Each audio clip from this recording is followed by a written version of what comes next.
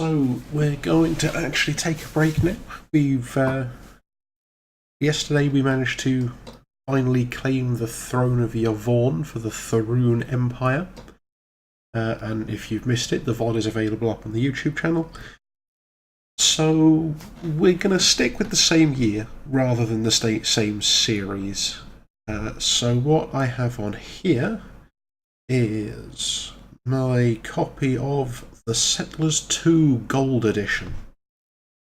So this is the original Settlers 2 from back before the 10th Anniversary Edition, which frankly is much better. But hey, we will stick with this. And let's see if we can get this streaming nicely.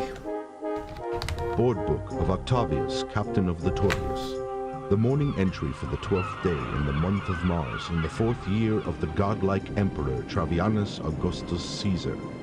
The Tortius is on course, driven by a wind from the southwest. Tomorrow we will have crossed the treacherous Sea of Storms. If all goes well, we will have reached the Latonic provinces in 4 days. The second entry on the evening of the same day. Let's skip this cinematic if we can. And maybe even get this to load up on the stream eventually.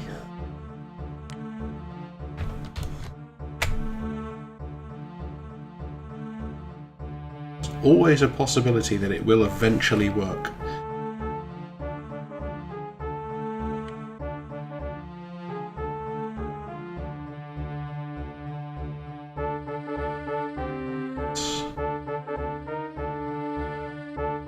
Check and see what the settings should be.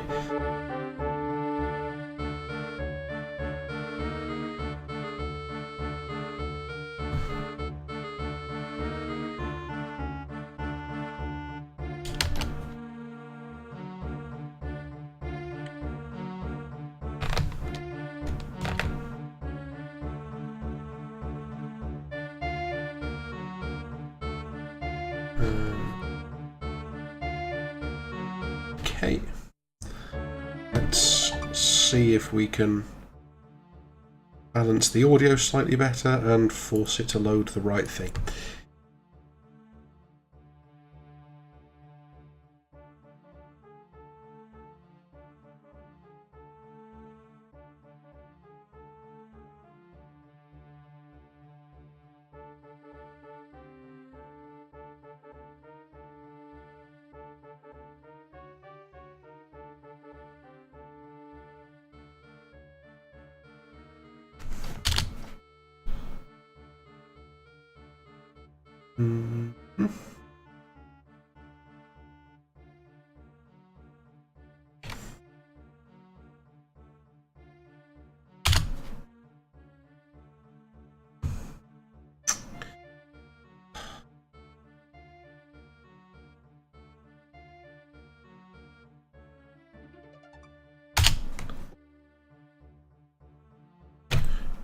Come on. This was working earlier.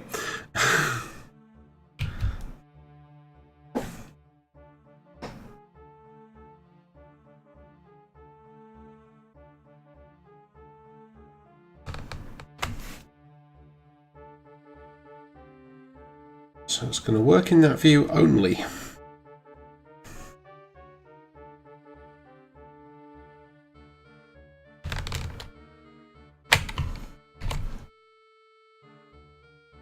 Hang on.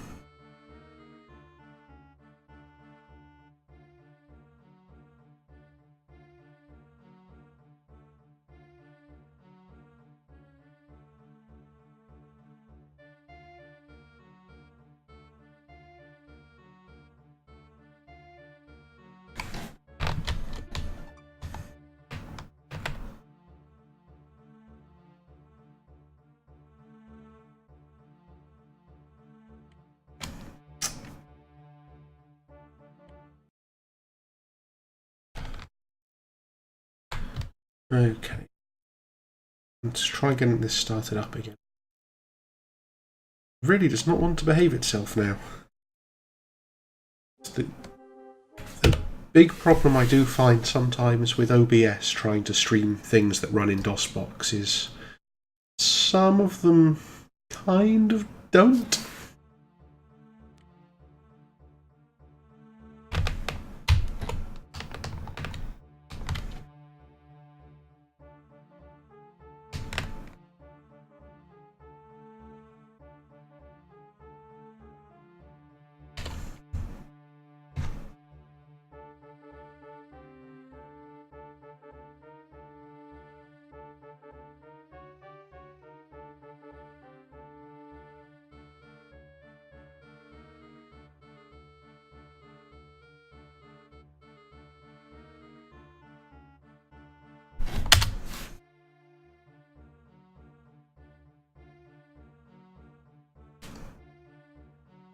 Yep, OBS seems to have decided it doesn't really want to display it on that view.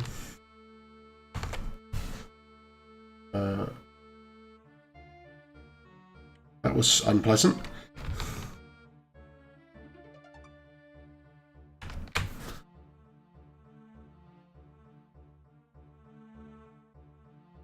Okay. Looks like that one may not be working so well.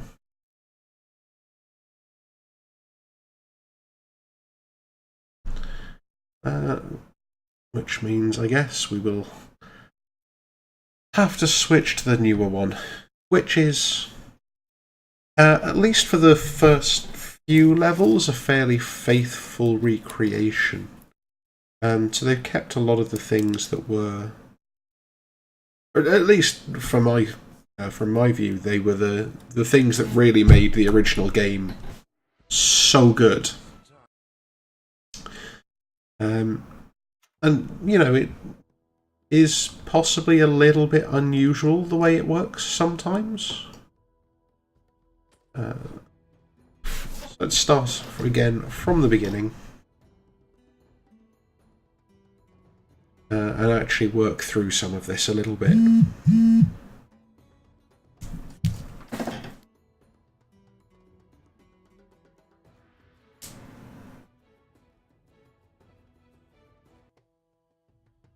A new beginning. After countless days in the eye of the storm, we'd completely lost our bearings. Drifting in the treacherous currents, we ran aground. Our hull was breached, our cargo lost, and we were shipwrecked so far offshore. Fortunately, almost all our party survived, both the storm and the wreck, and still found enough strength to swim ashore. Also, I'm just going to need to fix what I've got going on over here.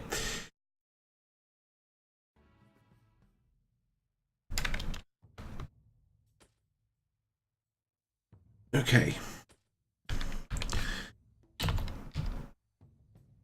And this is where she starts pressing random buttons because she can't remember which hotkeys still work from the original.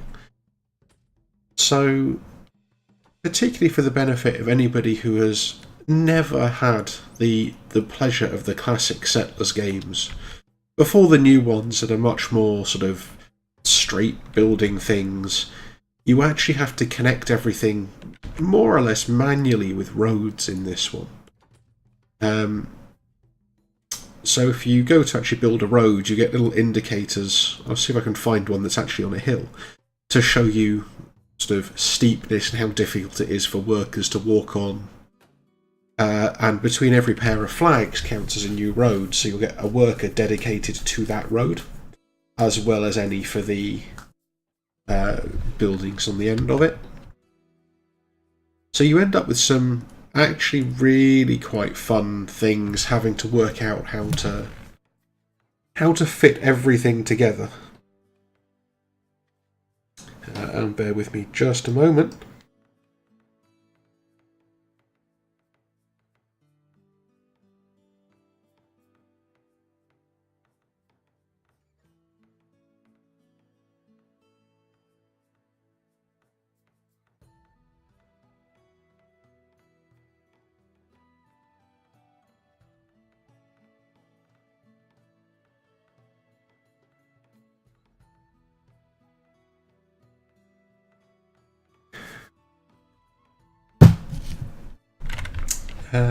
So yes, where was I? So yeah, you've also, if you've played the Settlers 3, you will at least be familiar with some of the mechanics, like this whole border peg situations going on. And all of this is the same as the classic one. It's a shame OBS gets in the way of the classic one and doesn't let it stream. But, you make do with what you've got. The difference between 2 and 3 particularly, though, is in the fact that in 3 you had the... what were they called? Pioneer. I think they were pioneers or something who could go out and actually place new pegs in for you to expand your territory. So in this one, you only do it with military buildings. And I can't build guardhouses, so this is a map of infinite barrackses. Which barracks is the plural of that, I think, isn't it?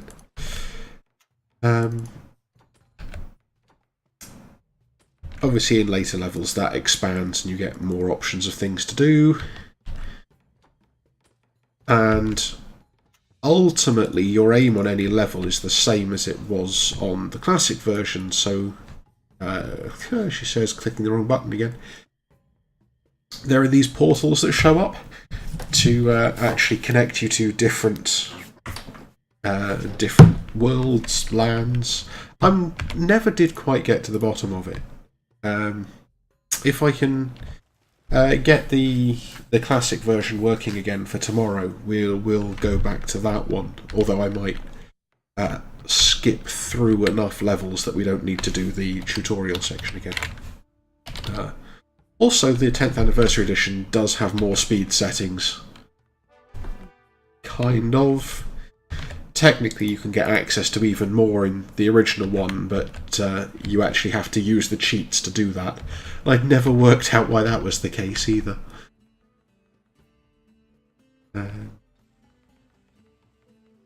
And yeah, so the different icons you get here just show how much space there is to build.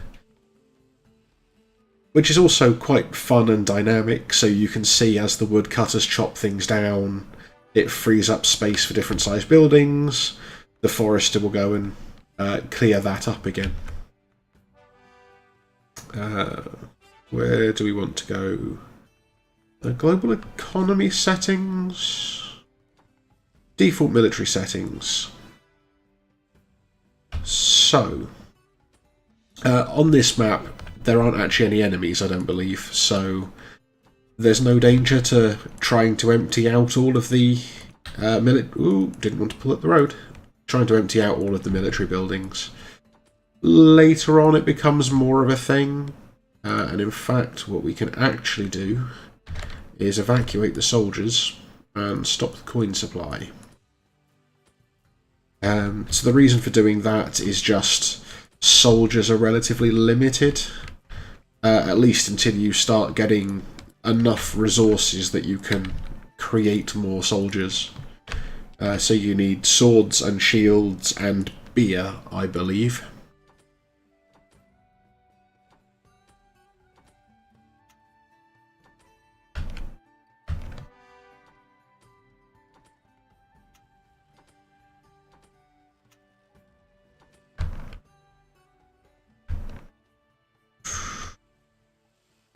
So obviously this level is pretty straightforward.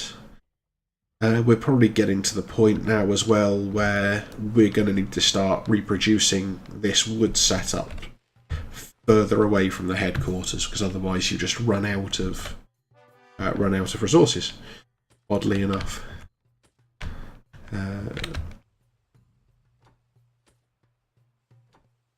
So we need to wait at least long enough to get soldiers into the buildings.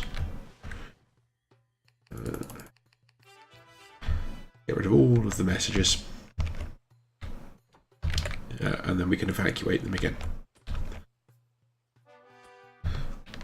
But, yeah, so just the way the early Settlers games worked, or at least this one, before they had Settlers 3, and that one was similar, but there were enough differences that it never quite played the same. And certainly if you've seen sort of Settlers 5, 6, 7, they are very, very different shows now to the way they used to be.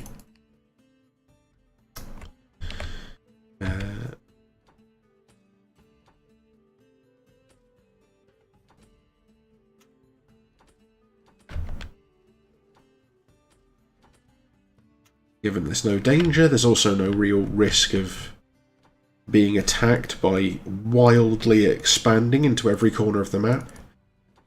Again, later on, you will get to place points where you need to think things through a little more carefully.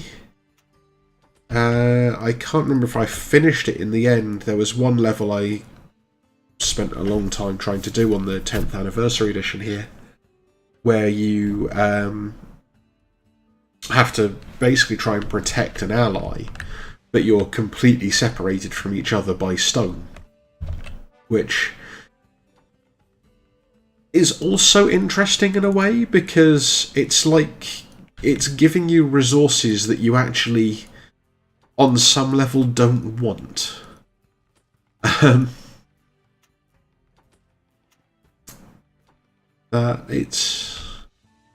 It is interesting, I think, what they do with this game sometimes. Not necessarily in the same ways or as much as Warwind. So Warwind and the original Settlers 2 were both releases for 1996. And clearly you can see, if you've been following the streams at all, they are very different games. And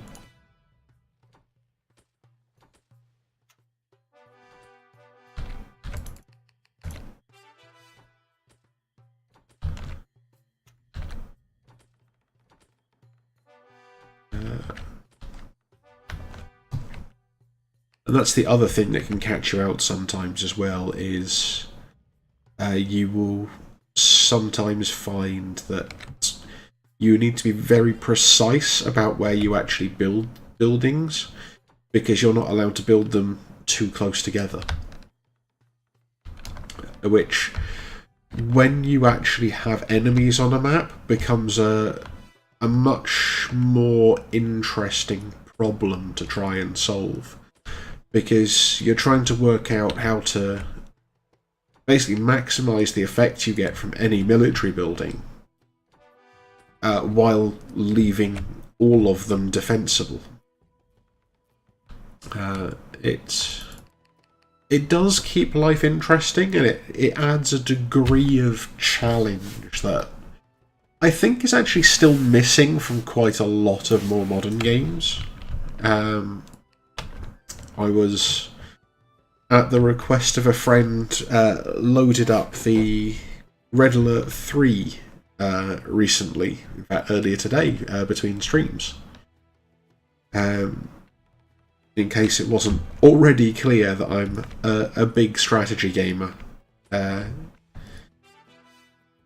Loaded that up for the sake of listening to Tim Curry yell space in the fantastic way he does in that game. I had a sudden blinding realization. The island on which we were stranded could not be far from our home country. We Romans normally avoided this region due to its inhospitable nature and the catastrophic weather conditions, but here things were somehow different. While storms raged in Rome, this small area developed into a haven in which one could make a fair living. And another thing, actually, particularly for its time, that I think this is why I quite like games from this era, really, is they all do focus a lot more on the story that's going on. So here, the Romans get caught up in a shipwreck and trapped on this island, and the core of the story is they're just trying to get home. But as we will see playing through a couple of levels of this, they meet people on the way. They have to actually interact with other tribes, other races, and work together or fight to actually make it to these special magic portals to get anywhere. I'm not even sure if it's worth sending a geologist out to any of these spots at the moment. It's probably not for the sake of this level, to be honest.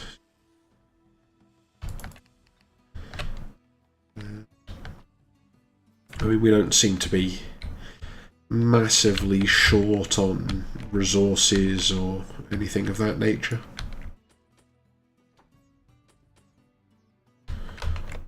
Let's just make sure that we're not wasting soldiers anywhere.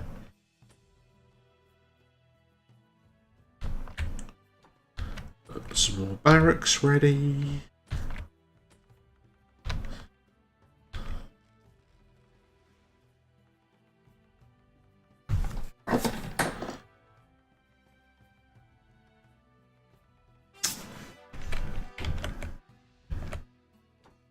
Would be that one. Wonder if I can build a storehouse on this level. Oh, I actually can. Let's do that.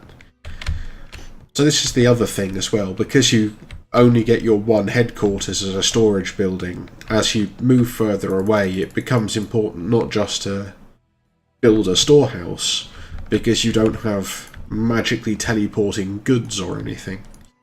You actually have to start managing it and trying to send the right resources to the right places. So if we take, like I was saying earlier about the making soldiers, and you have to have, swords and shields and beer. More importantly, they actually also have to be in the same storehouse. You can't just have access to them.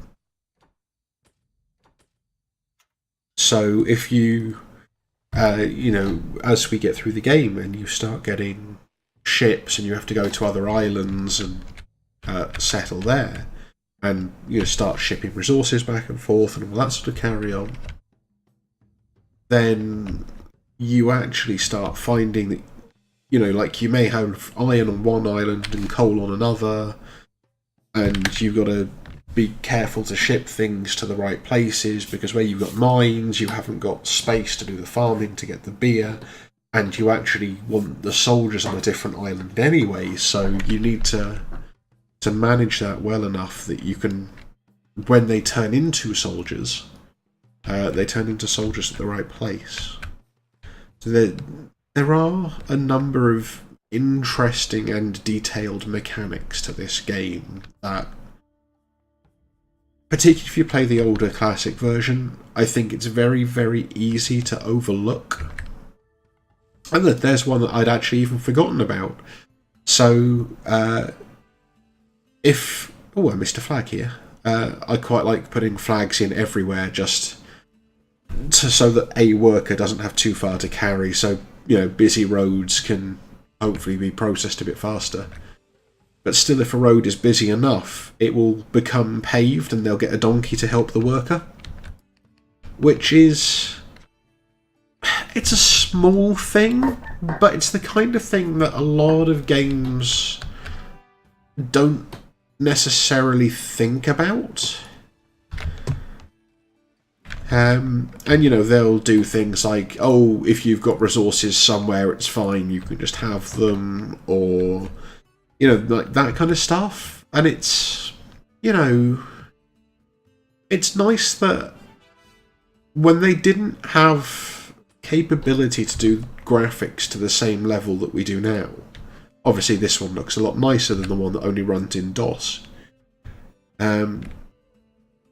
But when they didn't have the same level of graphics capability, they focused more on the story and little bits of gameplay that it's easy to overlook, but that can actually make a significant difference to how the game runs, and not just how it runs even, but how a player needs to play it.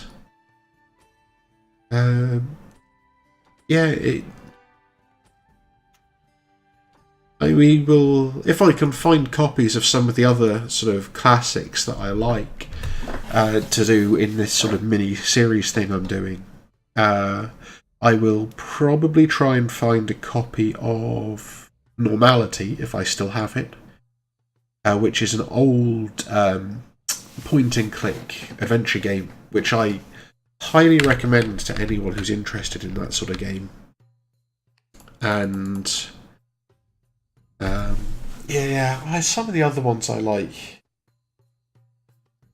maybe less so. Rescue Rover, actually, was, again, it's another game that's, at its core, it's very, very simple, but you have some interesting problems to try and solve and work out how the environment's going to interact with what you're doing.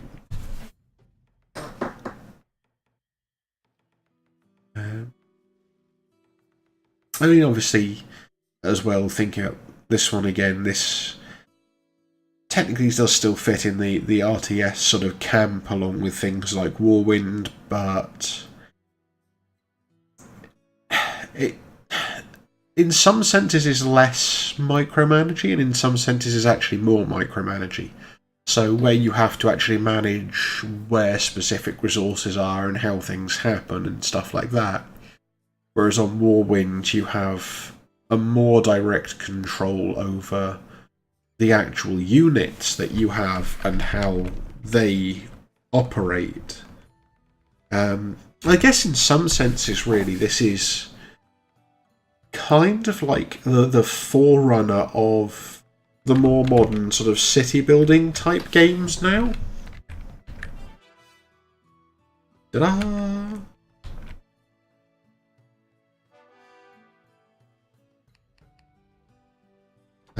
There we go.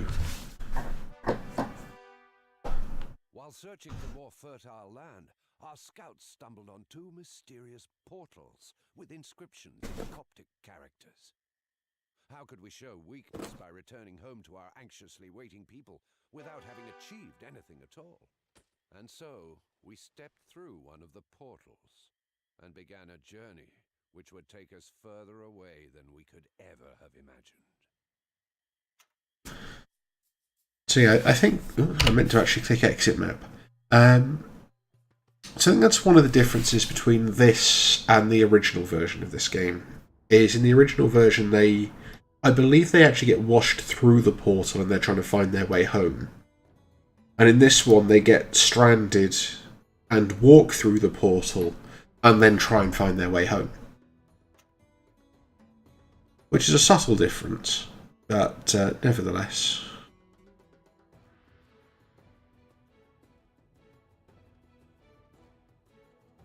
Okay.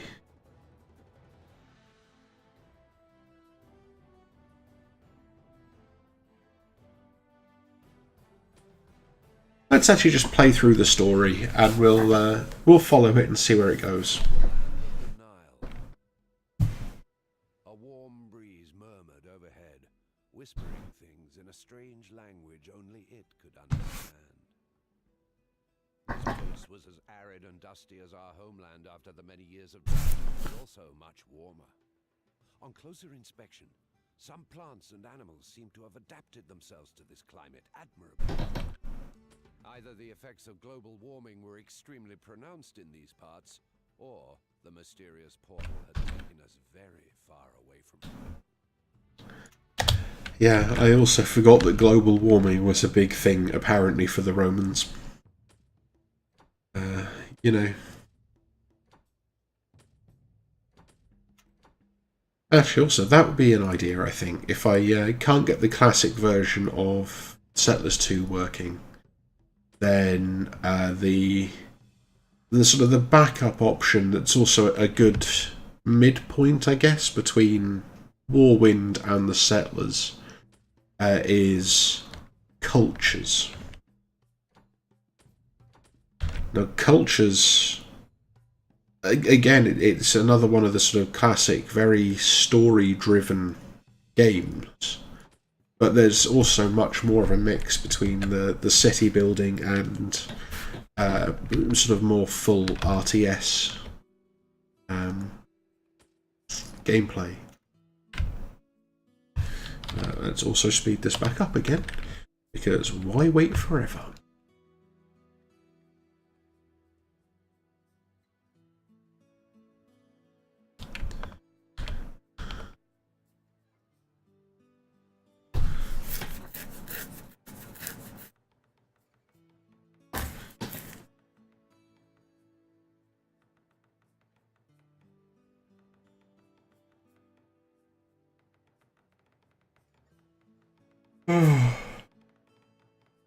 I apologise for seeming unusually tired tonight. Some dozy cow decided it was a great idea to go and walk like 15 miles earlier today.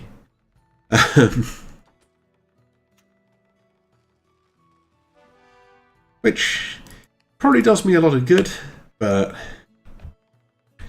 I'm all worse for wear, I think, would be a diplomatic description.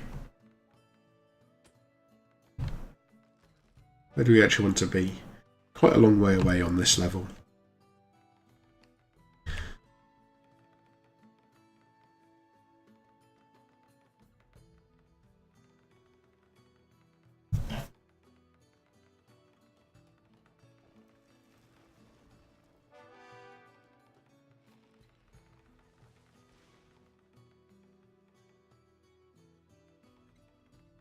Also, thinking about it, I guess logically this version of the game would be released in 2006.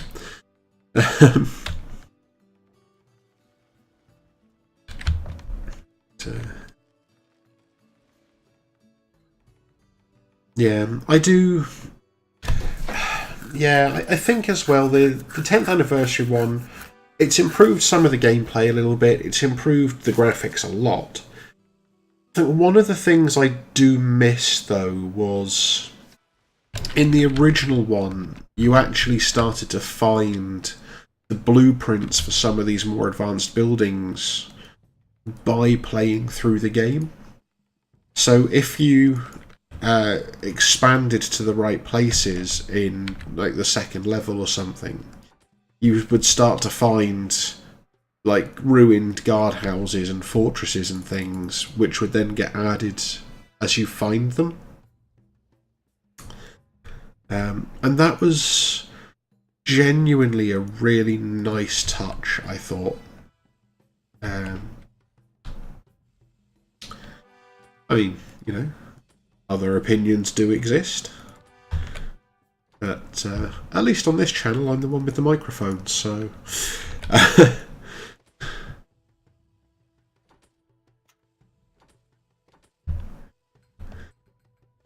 we're probably going to want some more stone. If we're going to expand this way, we are going to want a storehouse.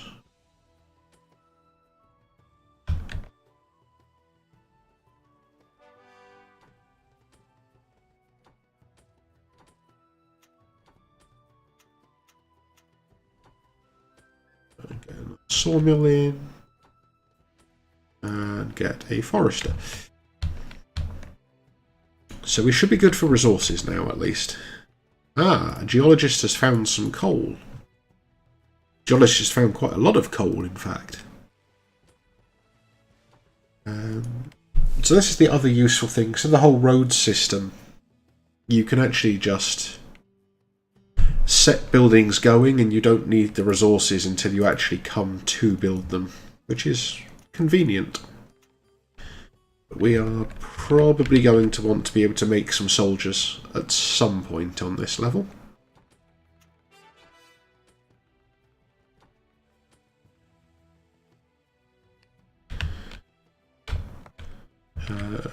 Let's have an explore down here as well.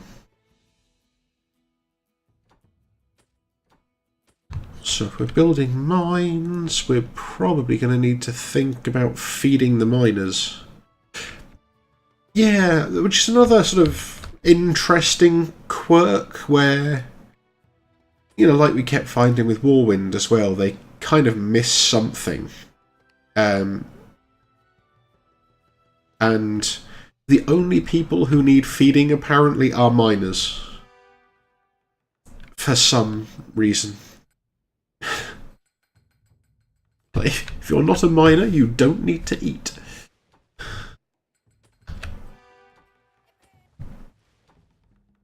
Yeah, so here I'm probably going to stick to just 2 mines at a time.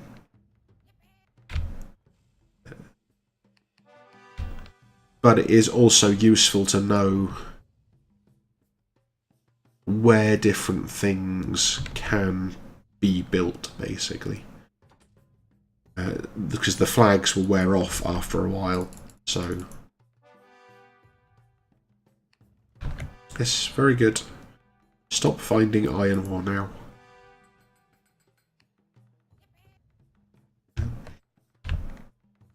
So yeah, we need to expand a little bit more down here to get the rest of these mining spots. We're no longer that worried about stone.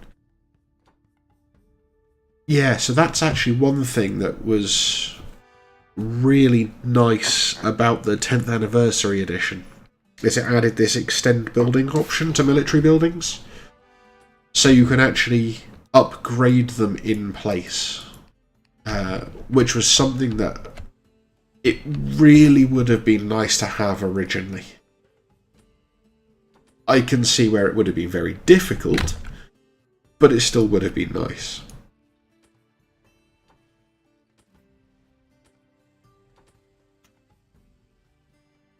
And we're going to need a well to make some bread.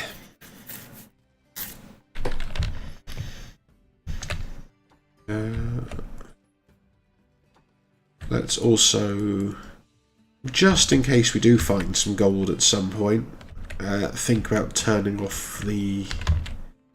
Actually, may as well evacuate them all as well. We don't actually need these ones close to the headquarters right now.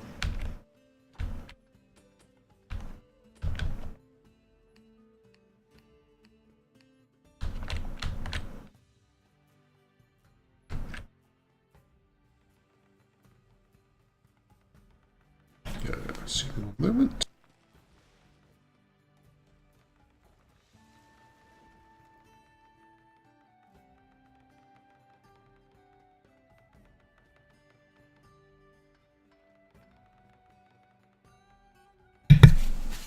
As you can see, the frozen northeast of England has still left me with a horrendous cold.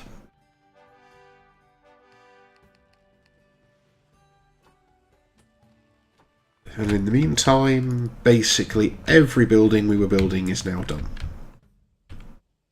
There's a couple more still going down.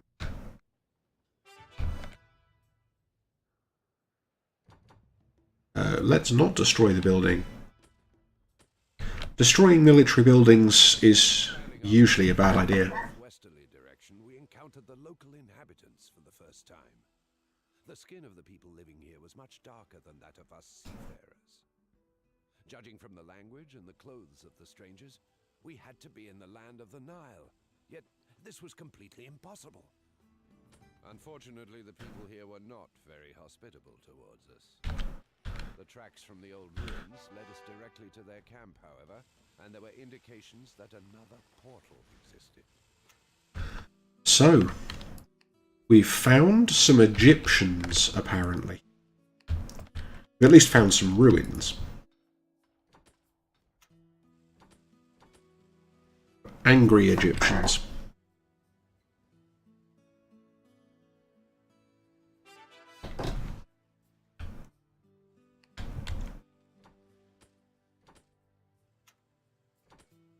Still not actually sure where they are.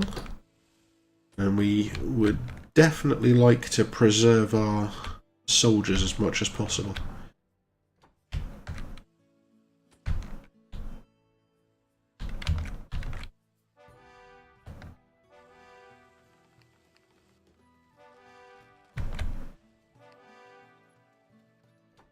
I'm guessing they're probably in the direction of that signpost.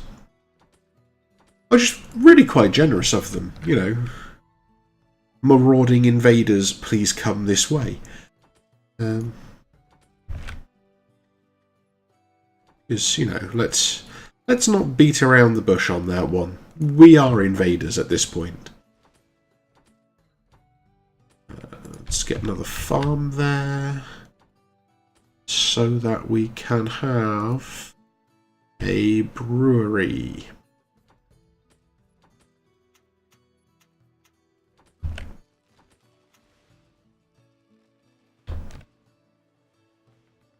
Everything else looks fine right now. Let's evacuate those.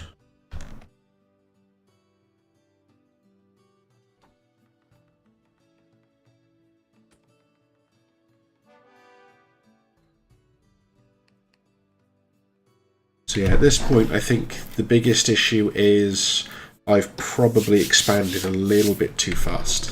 So it's taking a long time. Oh, we've also generated the problem of too many things on one endpoint, which again is another artifact of the whole road system. There's only so many things allowed on a single flag, so until something is picked up, everybody else backs up. Which, again, is just quite a nice touch. Like, you know, they clearly put actual thought into what was happening. And, you know, it shows in as much as it worked out to be popular enough that they had a good enough market to release it again 10 years later, and so this was all iron on this side. You know, they could re-release it 10 years later and still make money selling it, basically. There's not a huge number of games. Obviously you get the ones where there's a market for just re-releasing the game. I think it's less common to have one. So obviously the Settlers 2 was one. The other one that springs to mind immediately was Elite Dangerous that Frontier re-released a couple of years ago with an almost unrecognisably large number of updates to. But they did that because there was so much demand, even just out of nostalgia, for the game. Let's just use that road.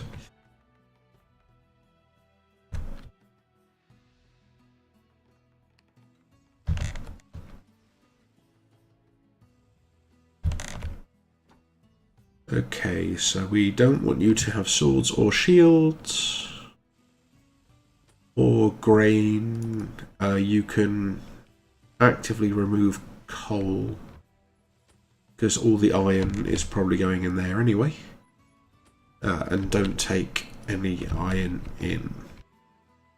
So this is what I was saying on the last level about making sure that things are in the right places. So we've got our brewery and our iron mines, or most of them here. So they'll all feed into this storehouse. If we bring the coal up as well, then what we can actually now do is find the iron smelting works and the smithy. The metal works we probably won't need yet. That's basically for making tools if you expand far enough to need more tools. You always need a bigger tool.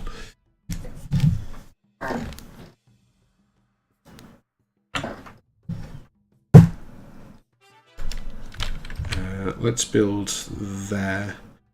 Because I suspect we're starting to get close to the Egyptians, and I definitely want room to be able to upgrade the guard houses into watchtowers.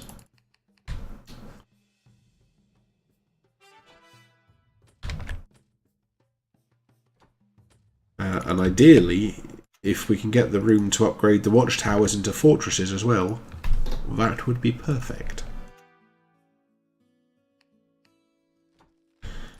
I'm not actually even sure we can get gold on this level, but you never know. Well, there is a mountain here. Let's call out a geologist and see what he says.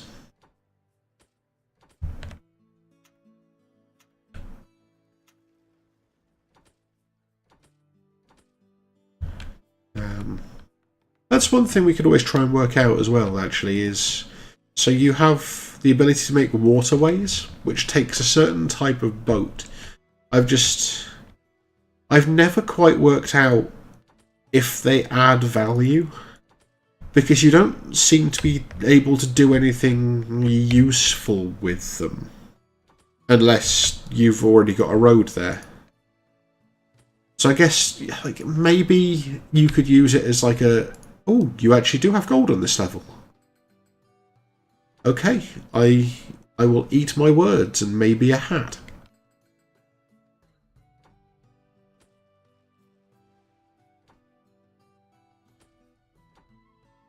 So gold is useful because it lets you promote soldiers.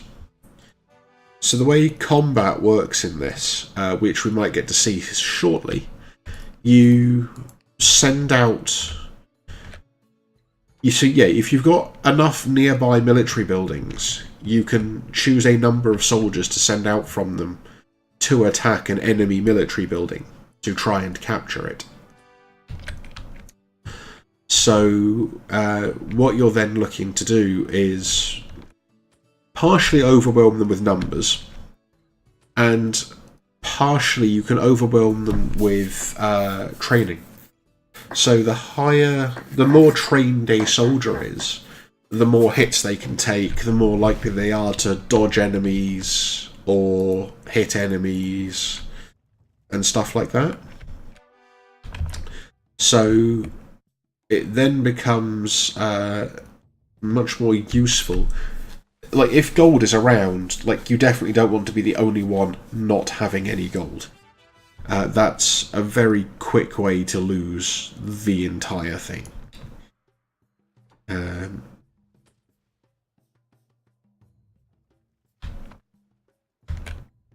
might not evacuate that one just yet, because we want to see if there are some Egyptians. I actually kind of don't want that road to go there either. Just because if we do get the chance and we want to upgrade that to a fortress eventually, we're going to want the space to do it.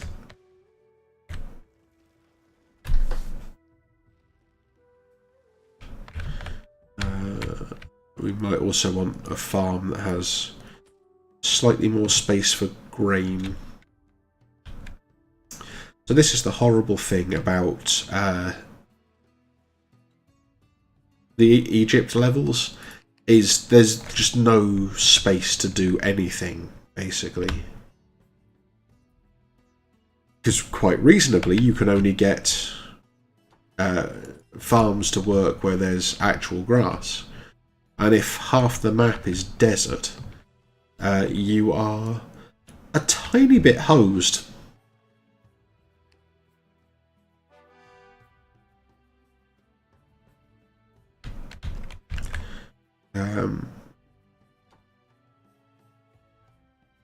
So let's maximise this so that this guardhouse actually fills up.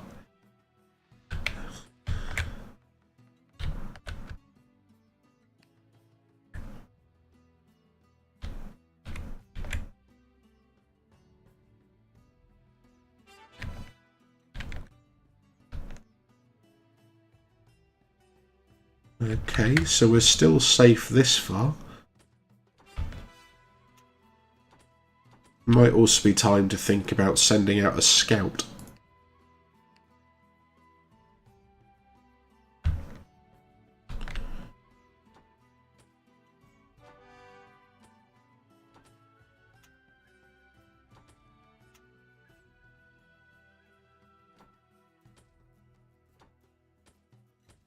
More wood, because you always need more wood.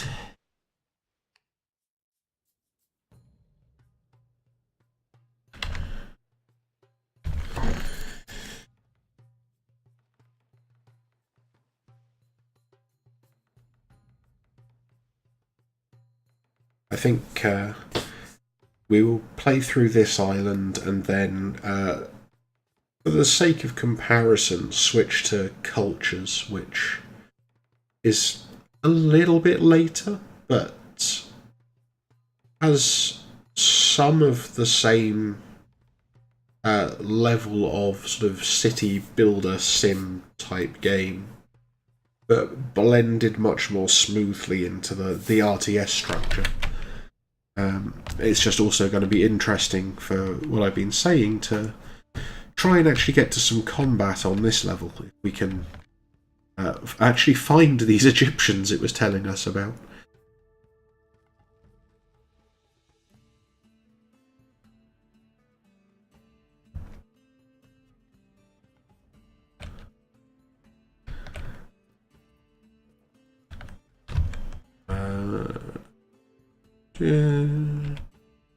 So we probably want the gold coming in there. So this is just going to become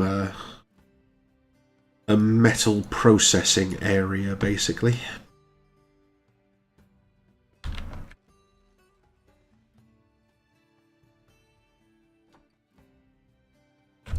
Don't want to build too close to the farm, though. Yeah. So I've pretty definitely made the mistake now of overcommitting to building projects and not enough sawmills. So we've got 2 sawmills, but yeah, that's really not enough.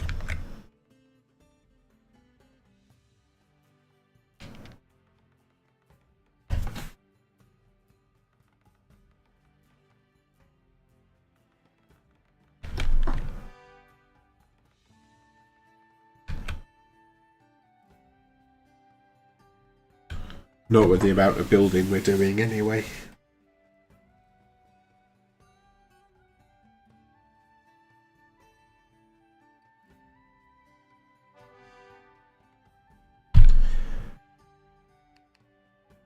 Okay. Once this sawmill is up, actually this should help out though.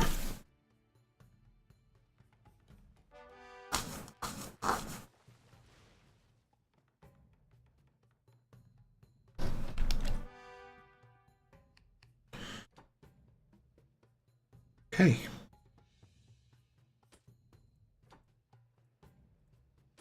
Okay, so you're not working because you have no food. Why do you have no food?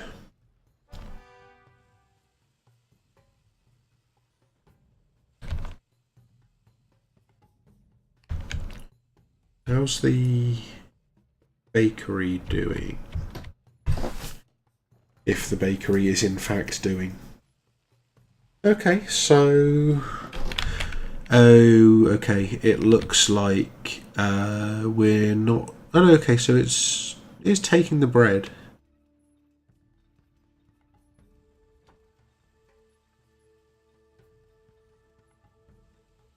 And so he's producing the bread, yeah. We're overloading on flour. Seems to be part of the problem.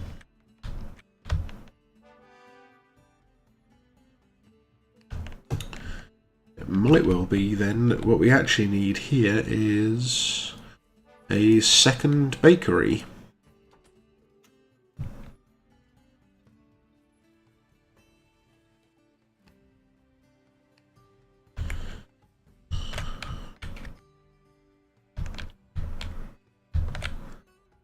We also get an extra fishery in here.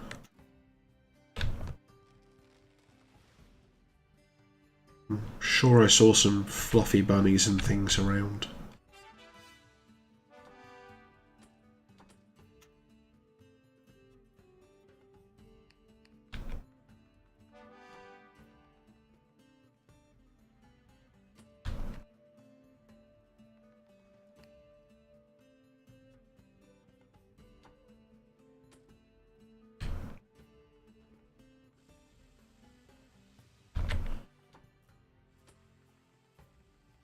Stone. I thought he was carrying lumps of iron around for a moment. Like, why are you taking iron up there? You haven't actually got anything to use it yet.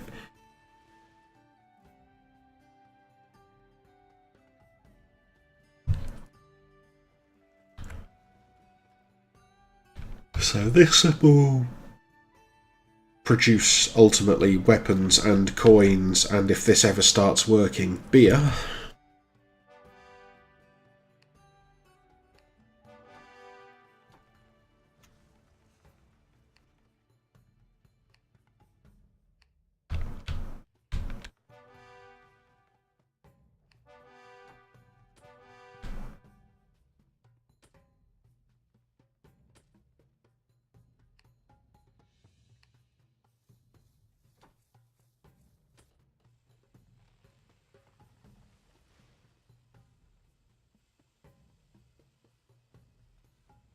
Okay.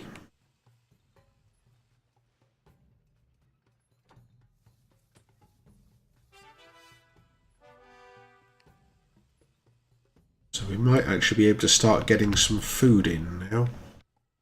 Oh no, we actually did want to leave that one.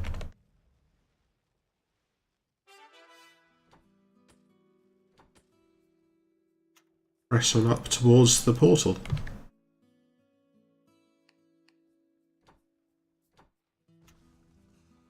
Must have effectively infinite stone by now, though. We've run enough quarries out of resources. There's one over here as well, isn't there? He's still doing okay.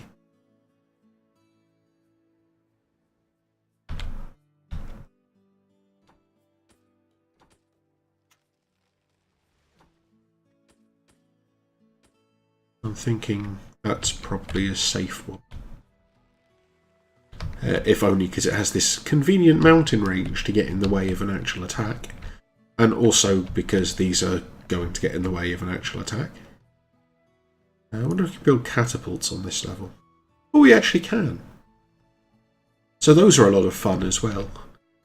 They're really inaccurate and you don't get to actually aim them yourself. But if it hits a military building, it just immediately destroys a soldier from inside it. Which if you... Like, we'll see if we can actually get to a place we can attack.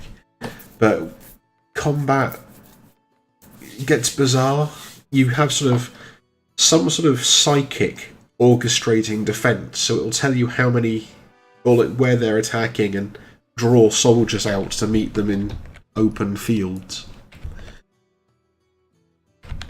It's strange, but it does work. It's not bad.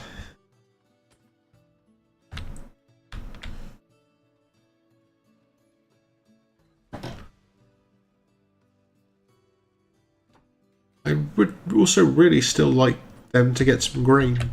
That would be grand. Okay, so this looks safe because it looks like it's probably protected by water. What we really want now is all of these. You're waiting for stone, apparently.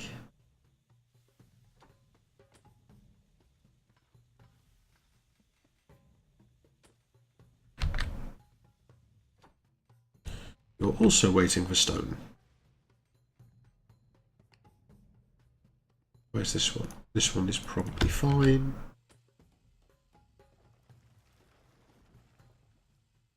This is really just to join the territory up here if we can.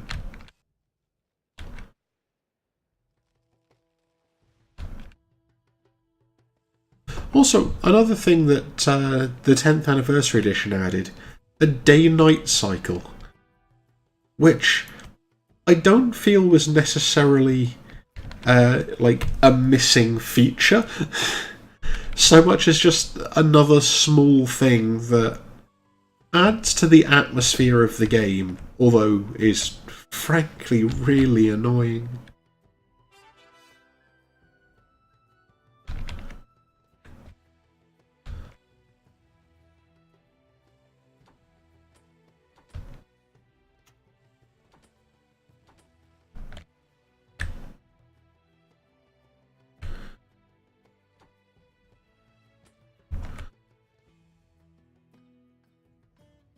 What's that? Is that a coin? Oh, training is going on.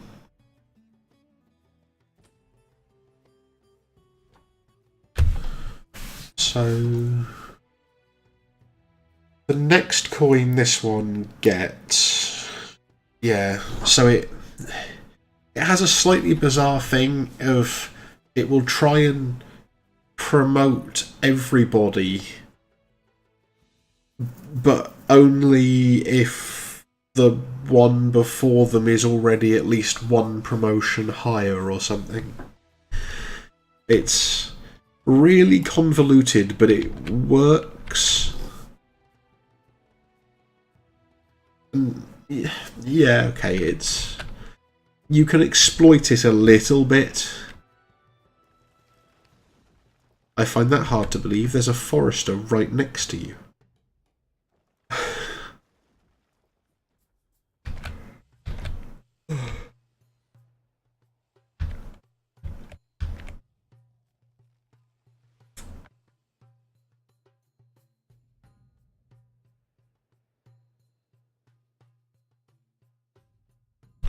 We're still waiting for stone.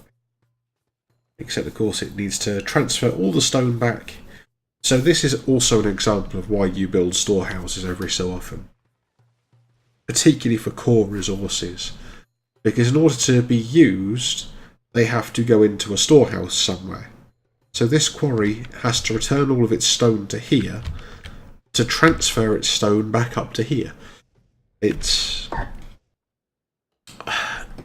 It must be deliberately done like that. I can't see that happening accidentally.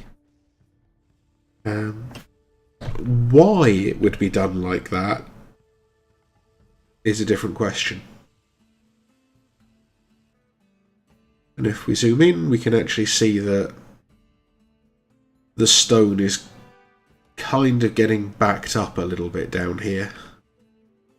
There we go. They've started actually transferring it now. At last.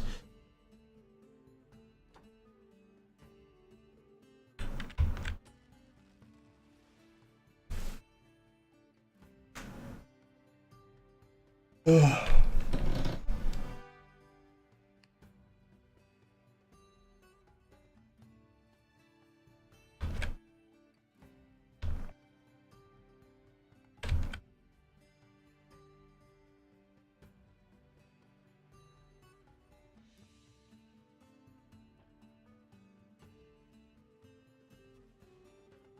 And this worker apparently doesn't really want to do anything. Oh, okay. So this stone then is stone that's working its way back up again, but exists behind coal in the priority ranking. Okay, here we go.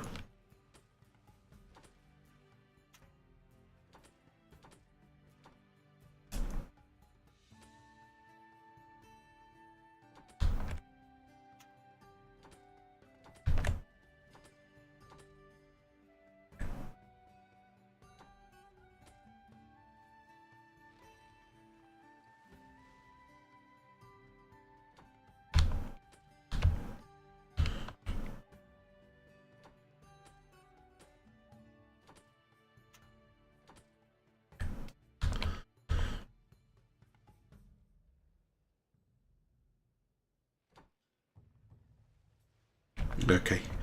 So this is another mechanic that dates back to the original one, which, again, it's one of the small things that I actually... It annoys me, but I quite like. So, once you get above basic tiny buildings, there's always the chance that an area isn't level enough to have a good foundation for what you want to build.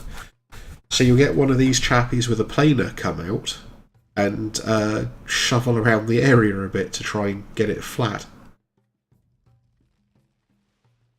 Which, yeah, it's, like I say, it's just one of those tiny things that you don't think about, but it makes sense.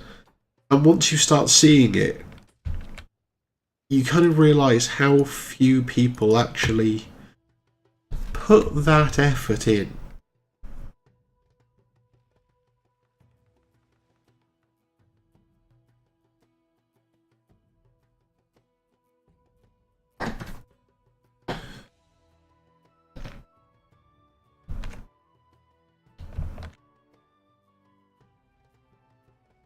And we're going to want to expand at least this one.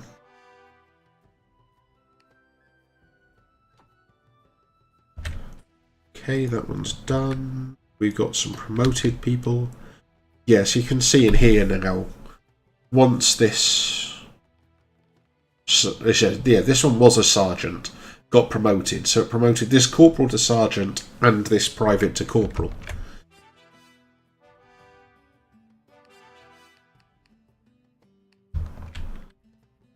And of course, the territory I've lost included where my stronghold was.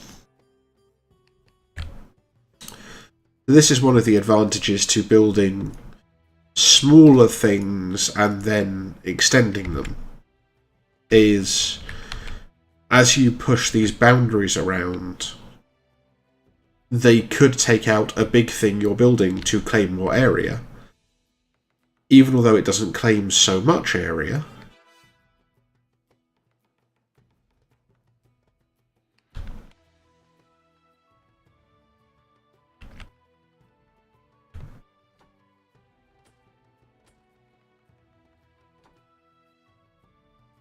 so yeah, I've got 7 people I can attack that barracks with. But some of them are not well trained.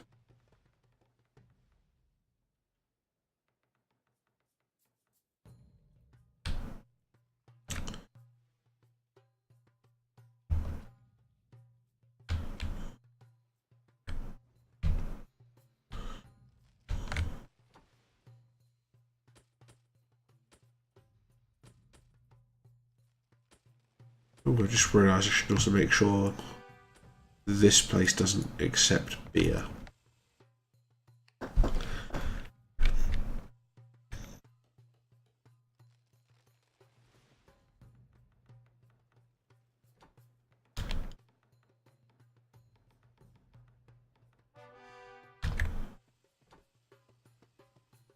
And yeah, so now this one doesn't have enough space to extend again.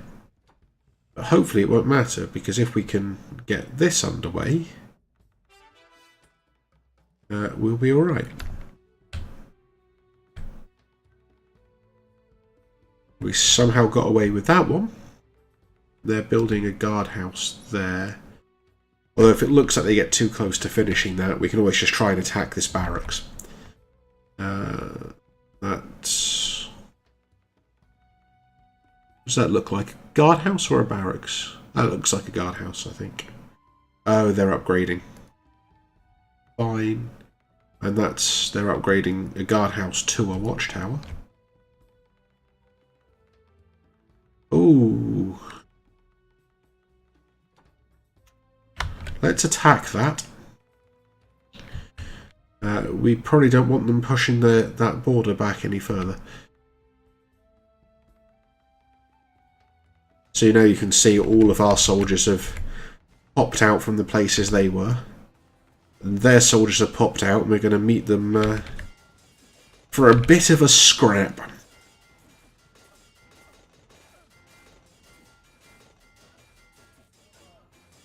A very sort of almost turn-based fight.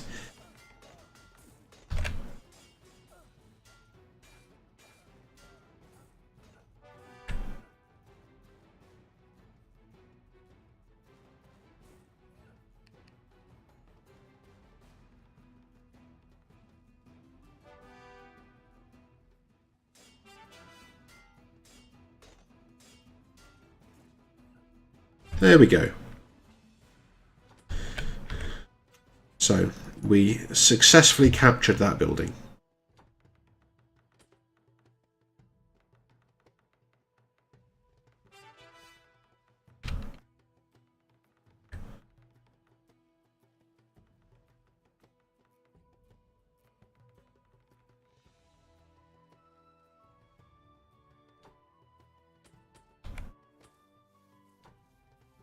These are kind of far enough away now that I'm not so worried.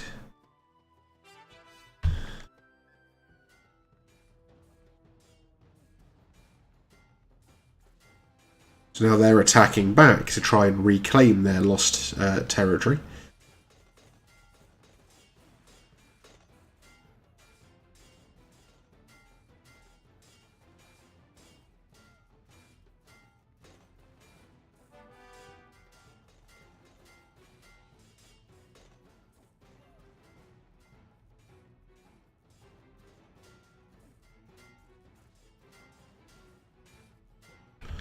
Okay, it looks like we've done pretty well there.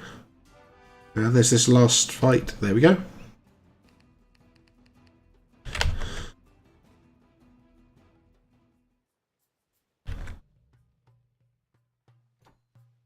We've got a stronghold there.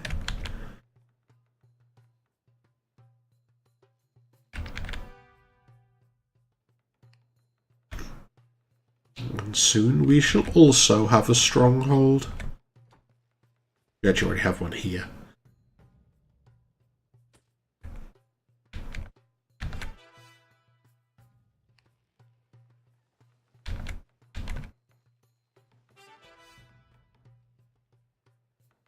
They're attacking the guardhouse again.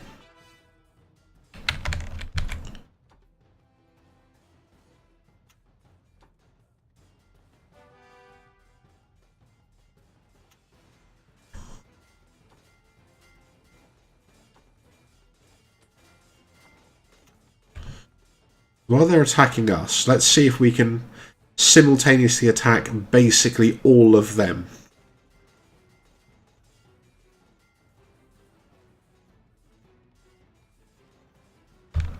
This is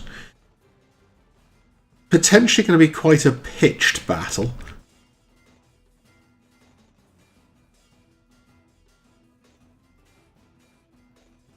Yeah. I think this was a mistake.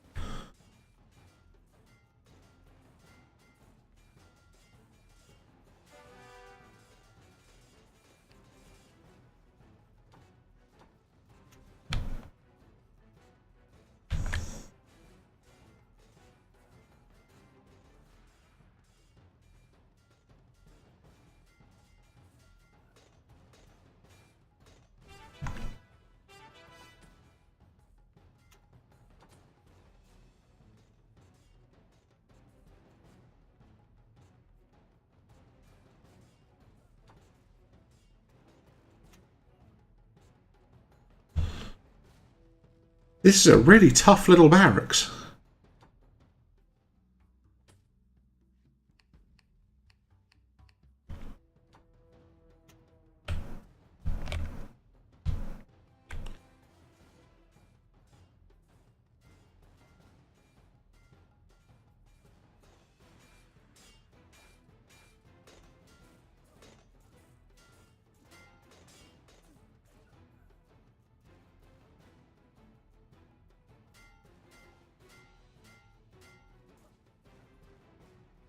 There we go.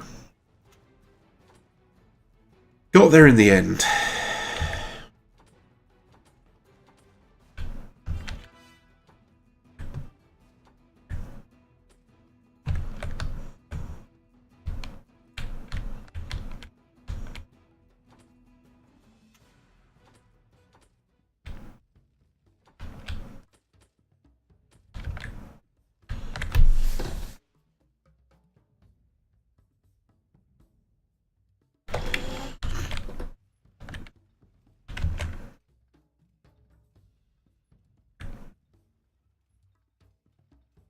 And this is where some strategy can come back into it again as well, because you can, because of the road system again, you can do things like, if we attack this watchtower and then this guardhouse, the odds are you completely cut off supplies between these two places, which also stops further reinforcements.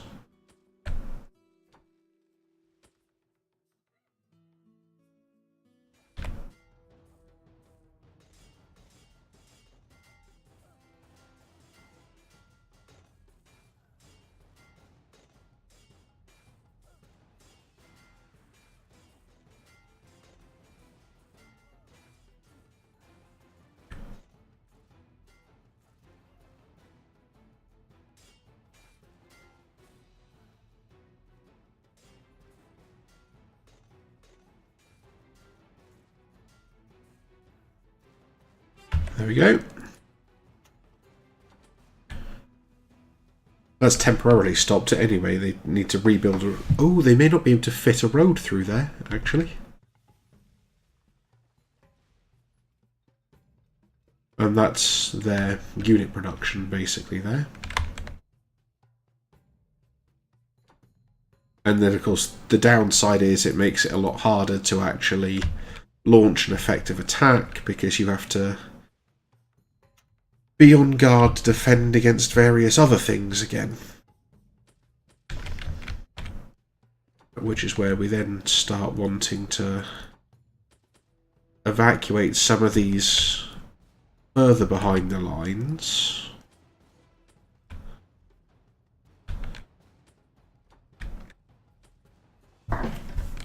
And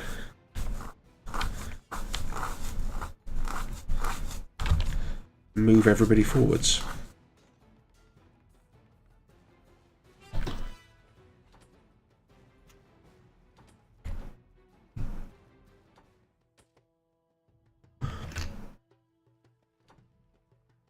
Because you have to leave at least one unit in anything when you attack. Although now they also can't reinforce this stronghold, it might actually be a good time to just try a catapult there.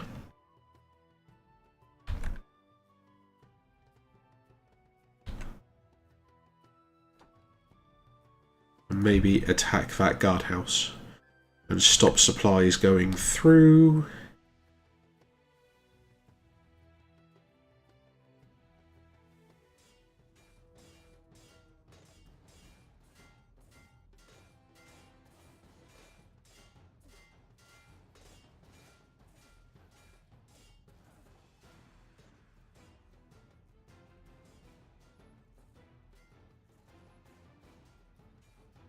And there's also a whole bunch of other things that go on with this, so soldiers fight better on their own territory, for example.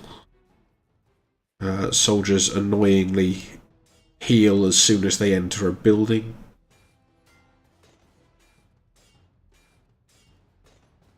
At least I seem to recall they do. We'll find out in a second, because this guy's already taken 2 hits. And then has become indestructible. Yeah, so he's... Oh no, okay, he didn't heal. He was just slightly stronger.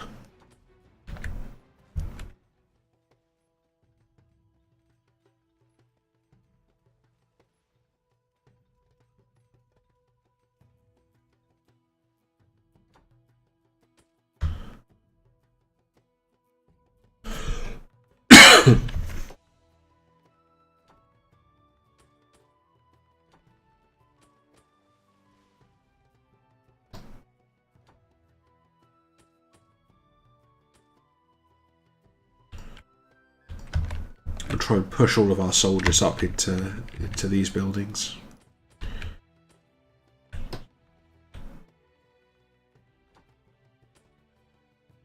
Let's have a look at that brewery as well. Okay, the brewery is running again. There is a possibility we are actually able to make some soldiers.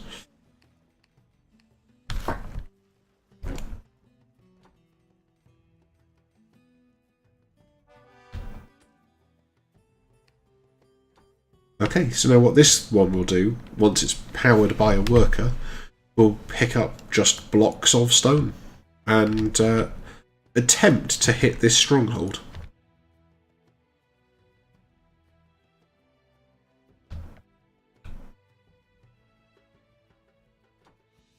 We can probably evacuate that as well, actually.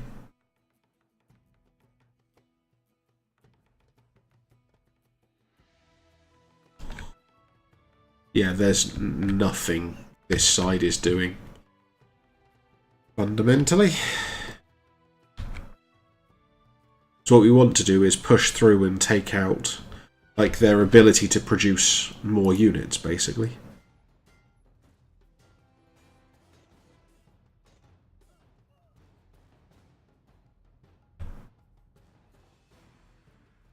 So, they attempted to attack us with 1 soldier.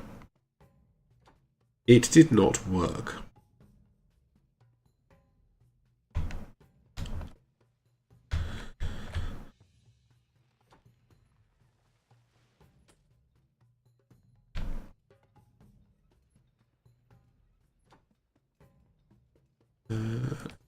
Are you stockpiling anything interesting?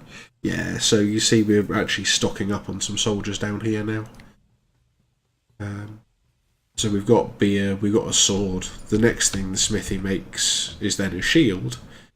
And once the shield makes it down here, we convert one of each into, well, and a worker actually, into a private.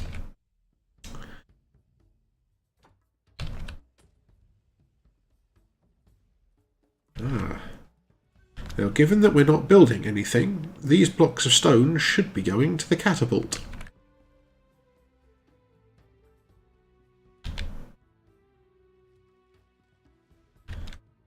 Let's see what it can actually manage to do.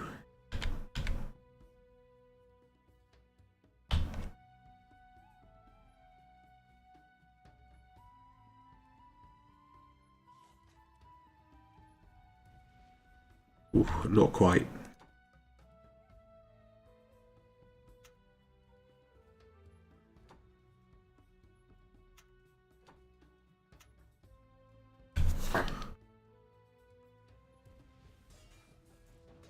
So they managed to sneak a road in, so probably going to have to work pretty hard now to... Oh, they have some tough soldiers there. Okay, we got that one anyway. Which was the really important one.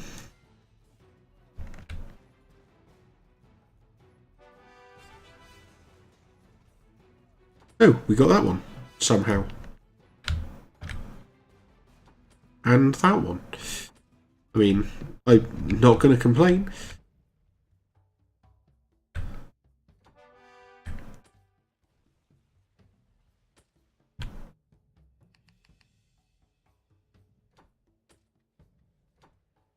Okay.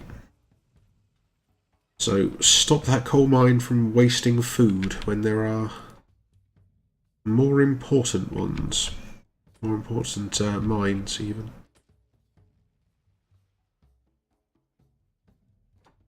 I might actually think about sticking in a storehouse if I can here. Just as a staging post, basically, for spare soldiers.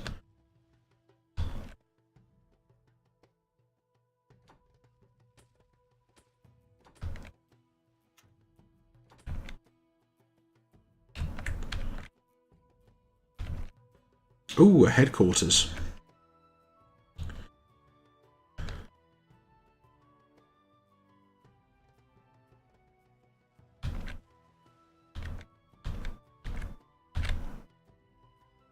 Got a barracks. There's a guardhouse and another guardhouse there.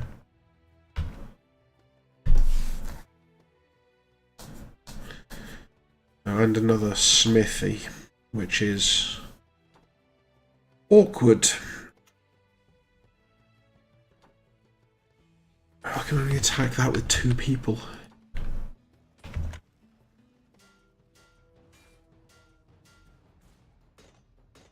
Is we just really want to try and stop them producing more soldiers as much as possible.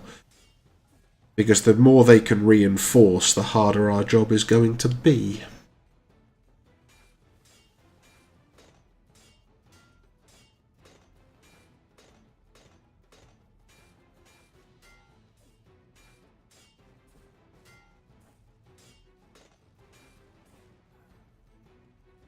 Come on. Super soldiers just annoy me. There we go.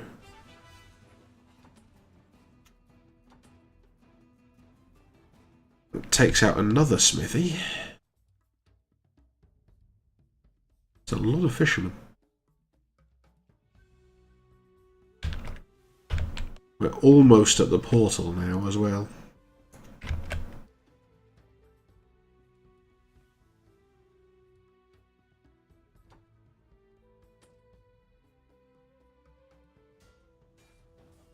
Yeah, and it's looking like all of their military buildings here now only have 1 soldier left in them, which is great news for us.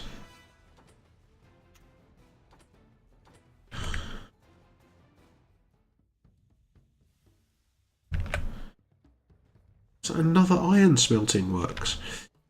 I mean, they've got another smithy around as well.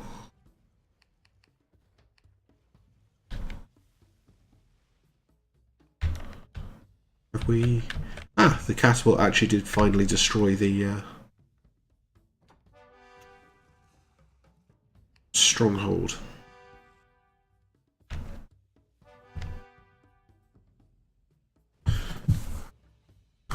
And then this catapult can take out the rest. This watchtower can probably evacuate as we move everybody further up again. Let's attack this headquarters.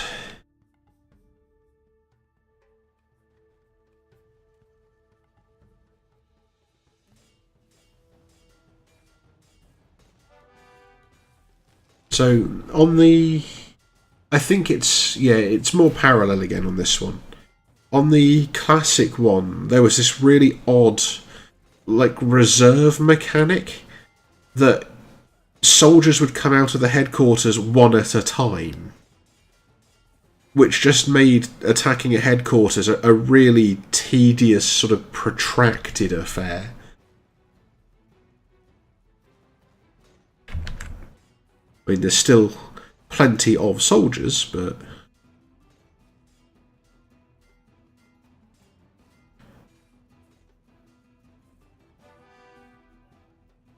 might just be down to the one. Should be good. Come on, super guys. Yes, there we go.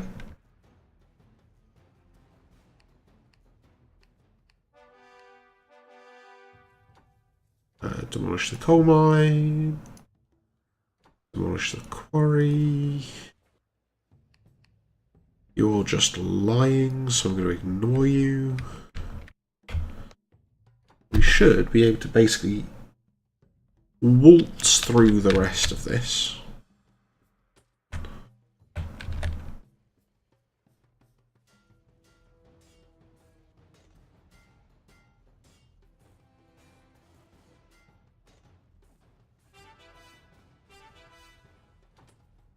Territory lost? Where?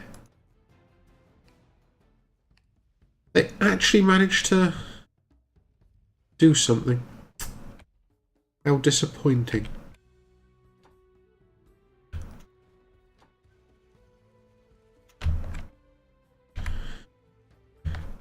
It's alright.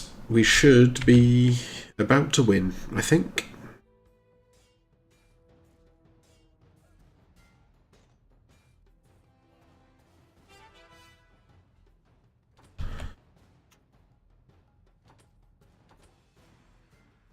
Maybe.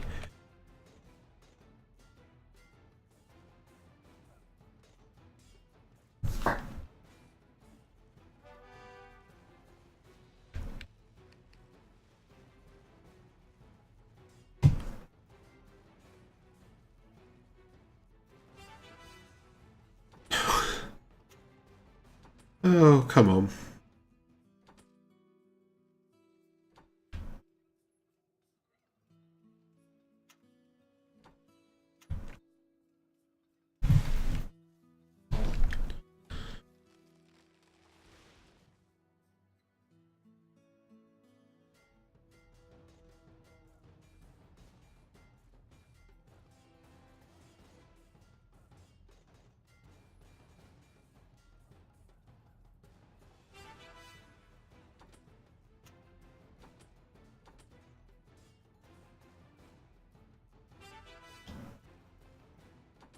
Mission accomplished.